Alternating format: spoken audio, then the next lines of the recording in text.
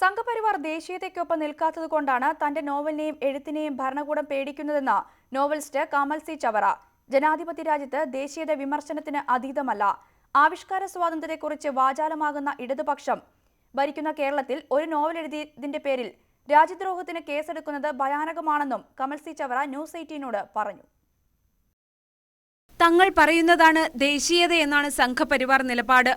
ഇതിനു പുറത്തു നിൽക്കുന്നവർ ദേശവിരുദ്ധരാണെന്നും അവർ ചിത്രീകരിക്കുന്നു. സംഘപരിവാർ ദേശീയതയ്ക്കൊപ്പം നിൽക്കാത്തവരെ ഭരണകൂടവും പോലീസും കുറ്റക്കാരായി ചിത്രീകരിക്കുകയാണ്.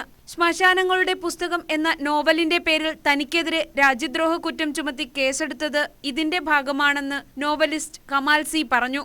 ദേശീയതയുടെ കീഴിൽ വരാത്ത ചില ജനങ്ങളുണ്ട് എന്ന ഒരു ഡെഫിനിഷൻ രൂപപ്പെട്ടതിന് ശേഷമാണ് ഈ ദേശീയവാദം പുറത്തേക്ക് വന്നിരിക്കുന്നത്. മുസ്ലിം, ദളിത് മേഖലയിലുള്ള ആൾക്കാർ ദേശത്തിന് പുറത്താണെന്നും ഞങ്ങൾ ദേശീയതയുടെ സംരക്ഷകരാണെന്നും വാദിച്ചുകൊണ്ട് ഹൈന്ദവ ശക്തികൾ മുന്നോട്ട് വരുന്നതിന്റെ ഭാഗമായിട്ടാണ് ഞാൻ ഇതിനെ നോക്കിക്കാണുന്നത്. ജനാധിപത്യ രാജ്യത്ത് ജനഗണമനയും ദേശീയതയും വിമർശനത്തിന് അതീതമല്ല. തന്റെ നോവൽ ഇത്തരം ചില രാഷ്ട്രീയം മുന്നോട്ട് വയ്ക്കുന്നുണ്ട്. ആവിഷ്കാര സ്വാതന്ത്ര്യത്തെക്കുറിച്ച് ഏറെ പറയുന്ന ഇടതുപക്ഷം ഭരിക്കുമ്പോൾ നോവൽ എഴുതിയതിന്റെ പേരിൽ രാജ്യദ്രോഹ കുറ്റം ചുമത്തുന്നത് കേരളം ആപത്തിലേക്ക് പോകുന്നതിന്റെ സൂചനയാണെന്നും കമാൽ സി പറഞ്ഞു. അക്രമ സ്വഭാവത്തിലുള്ള അതാണ് ദേശീയത.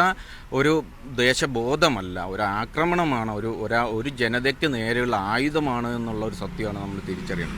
അത് കേരളത്തിൽ വർദ്ധിച്ചു വരുന്നു എന്ന് പറഞ്ഞു കഴിഞ്ഞാൽ കേരളത്തിൽ ഹൈന്ദവ ഫാസിസം വളർന്നു വന്നുകൊണ്ടിരിക്കുന്നു.